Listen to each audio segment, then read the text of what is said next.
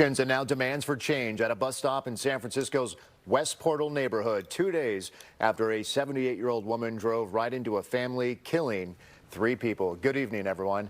I'm Mike Meebeck. And I'm Julie Hayner. The driver in that horrific crash is currently in custody, but it is not clear whether she will be criminally charged. KTVU's Christien Kafton joins us live tonight from the scene of the accident, where the community is gathering right now, Christien, to honor those lives lost. Yeah, that's right. That vigil just now getting underway, guys. If you can see that the intersection here at Ulloa and Lenox, the scene of that deadly collision on Saturday, has been almost completely filled by mourners here, ready to pay their respects to the family.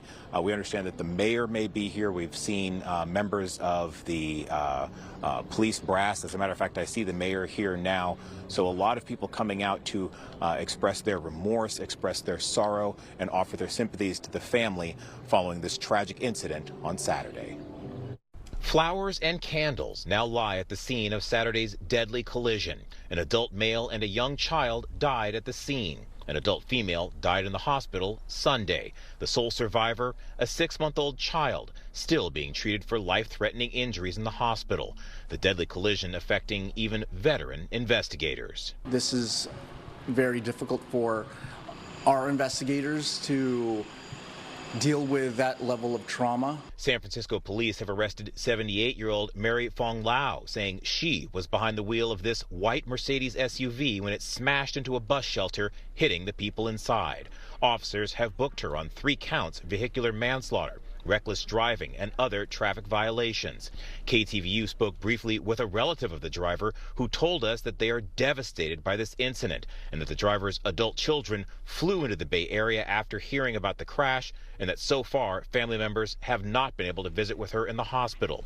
Investigators are still looking to see if there was a medical issue or speed that led to the deadly collision. We know that speed could have been a factor. We're looking at every aspect that could have led to this incident. The pedestrian advocacy group Walk SF says deadly car crashes like this one happened all too frequently, and that a multi-step process must take place to ensure that the streets are safe for everyone, drivers, cyclists, and pedestrians. Our whole city is grieving this.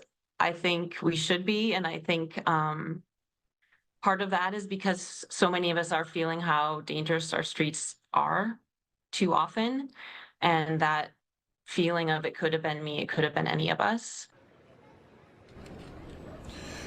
This afternoon, we received a statement from the district attorney saying she understands the immediate desire to know if charges will be filed in this tragic case, but the DA says factors like blood work to determine if the driver was intoxicated and mechanical investigations to see if the vehicle was operating properly have to be completed, and of course those tests take time. The DA says her office is in the process of receiving case information and evidence from San Francisco police. And coming out again to our live look, you can see this crowd still growing at this hour. A lot of families, police and Department of Parking and Traffic have actually shut down traffic in 3 directions at this intersection so that no vehicles can come through here, because you can see the crowd is so big it certainly could not fit on that sidewalk.